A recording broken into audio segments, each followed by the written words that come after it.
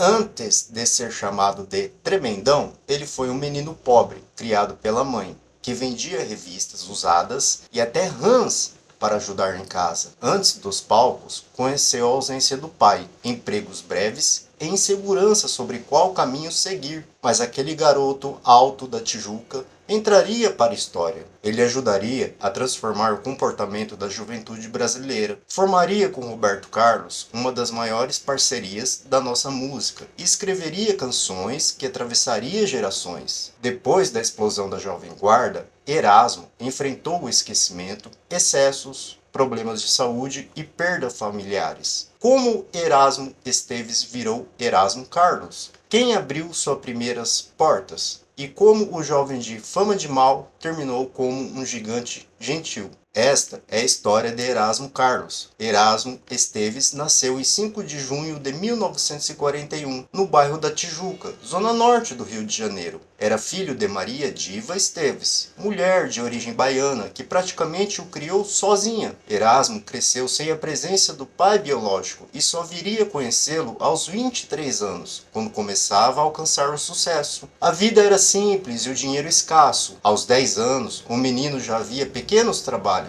Vendia revistas usadas em uma quitanda, comercializava rãs para botequins e aceitava o serviço que aparecesse. Na segunda metade dos anos de 1950, os discos de Elvis Presley, Little Richard e Chuck Berry chegaram ao Brasil. Para Erasmo, aquilo era uma revolução. Na Rua do Matoso, conheceu Tim Maia, Jorge Ben e Roberto Carlos. O Tim lhe ensinou alguns dos primeiros acordes de violão, enquanto a turma ouvia discos e sonhava com a carreira musical. Para ajudar a mãe, tentou vários empregos, mas poucos duraram. A rotina convencional não combinava com a sua inquietação. E foi lá em 1958, Erasmo integrou um conjunto vocal que, por sugestão de Carlos Imperial, recebeu o nome de The Snakes. Carlos Imperial percebeu o potencial do grupo, que participou de programas de televisão e acompanhou outros cantores. Foi nesse período que aconteceu o encontro decisivo com Roberto Carlos. Roberto procurava a letra de Hot Dog, sucesso associado a Elvis Presley. Dissera que Erasmo, fanático por rock, conhecia a música. A conversa revelou muitas afinidades, os mesmos ídolos, os mesmos gostos pelo cinema e a mesma paixão pelo time do Vasco. Nascia uma amizade que mudaria a música brasileira. Os Snakes não alcançaram o sucesso esperado. Carlos Imperial, porém, continuou ajudando Erasmo, que trabalhou como seu assistente e passou a circular por rádios, emissoras e estúdios. E foi no ano de 1962, tornou-se crooner do conjunto Renato e seus Blue Caps. Também começou a fazer versões em português de músicas estrangeiras. A parceria com Roberto ganhou força. Erasmo colaborou na versão de Splish Splash, gravada em 1963. E foi no ano de 1964, Roberto lançou É Proibido Fumar, composta pela dupla, e o sucesso consolidou os dois como parceiros. Apesar do sobrenome, eles não eram parentes. Erasmo adotou artisticamente o nome Carlos por influência de Roberto Carlos, em homenagem a Carlos Imperial. O menino que vendia revistas começava a ouvir suas palavras nas rádios do país. E no ano de 1965, a TV Record lançou o programa Jovem Guarda, apresentado por Roberto Carlos, Erasmo Carlos e Vanderleia, transmitido aos domingos. O programa virou fenômeno nacional e passou a ditar músicas, roupas, cabelos e gírias. Roberto era o brasa, Vanderleia a ternurinha. Erasmo virou o tremendão, alto, de voz grave e postura descontraída. Ele representava a juventude ainda pouco vista na televisão. Mas a fama de mal era principalmente um personagem. Nos bastidores, Erasmo era descrito como generoso, sensível, leal aos amigos. A pose vendia discos. O homem era bem mais afetuoso. A Jovem Guarda influenciou música, moda, publicidade e comportamento. Erasmo estava no centro desta transformação cultural. A parceria com Roberto Carlos se tornou o eixo de carreira de Erasmo como compositor. Juntos, escreveram centenas de músicas, entre elas Detalhes,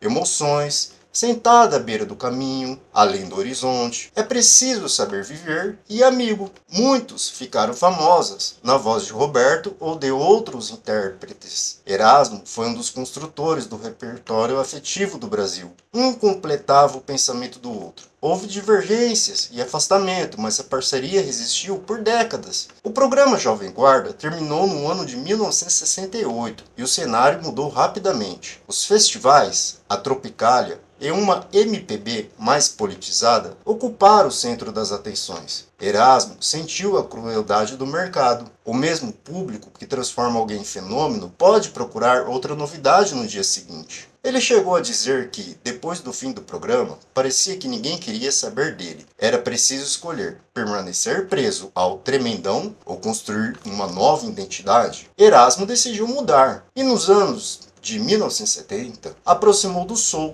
do samba, da MPB e da Tropicália. Em vez de negar o passado, ampliou a própria linguagem. Em 1970 lançou Erasmus e os Tremendões, com Sentados à Beira do Caminho, parceria com Roberto, que tornaria um clássico. Em 1971 veio Carlos Erasmo, hoje considerado uma de suas obras-primas. O disco misturou rock, soul, psicodelia, samba e reflexões sociais, apresentando um compositor mais adulto e experimental. No ano seguinte lançou Sonhos e Memórias, 1941 e até 1972. Esses discos provam que Erasmo era maior do que a moda que consagrara e que lhe garantia o respeito artístico. O relacionamento mais marcante de Erasmo foi com Maria Denara de Carvalho, conhecido como Narinha. Eles se casaram e tiveram 3 filhos, Leonardo, Gil e Carlos Alexandre, que mais tarde adotaria o nome artístico Alexandre Pessoal. Narinha também participou de composições. O casamento terminou e a morte de Narinha aconteceu em 1995.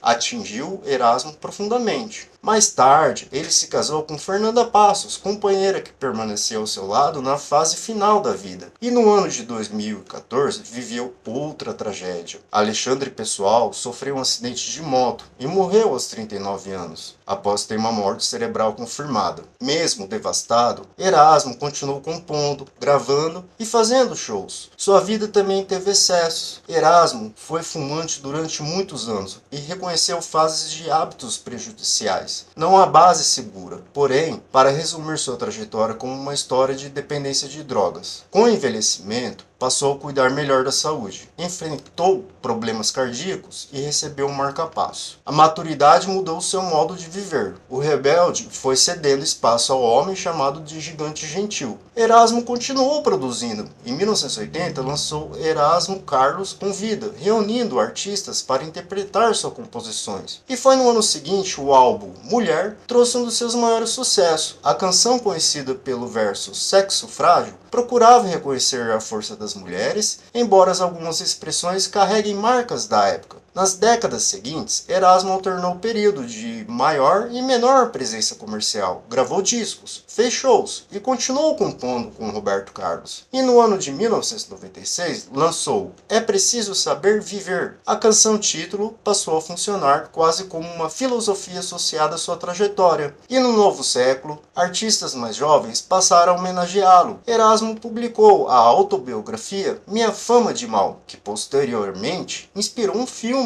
Em vez de viver apenas de nostalgia, continuou lançando discos e escrevendo músicas inéditas. Em 2014, lançou Gigante Gentil, vencedor do Grammy Latino de melhor álbum de rock brasileiro. O título resumia sua imagem madura, um homem enorme, de voz grave, conhecido pela delicadeza. A conquista ocorreu no mesmo ano da morte de Alexandre. O reconhecimento profissional e o maior dor pessoal estava lado a lado. Erasmo permaneceu ativo depois dos 70 anos de idade. Em 2018, lançou Amor é Isso, com novas parcerias. Depois gravou Quem Foi Que Disse Que Eu Não Faço Samba, demonstrando que sua identidade nunca se limitou ao rock. E no ano de 2022 lançou O Futuro Pertence à Jovem Guarda, revisando composições menos conhecidas dos anos 60. Era um artista olhando para o passado, sem deixar de produzir no presente. 5 dias antes de sua morte, o álbum venceu o Grammy Latino de melhor álbum de rock ou música alternativa em língua portuguesa. Erasmo chegava ao final da vida ainda gravando, premiado e ligado ao som que havia fascinado na adolescência. Em outubro de 2022, sua saúde se agravou e ele foi internado no Hospital Barra d'Or, no Rio de Janeiro. Chegou a receber alta, mas voltou ao hospital. Erasmo Carlos morreu em 22 de novembro de 2022, aos 81 anos, segundo o boletim médico. A causa foi uma paniculite complicada por sepse de origem cutânea. A notícia provocou comoção nacional. Claro,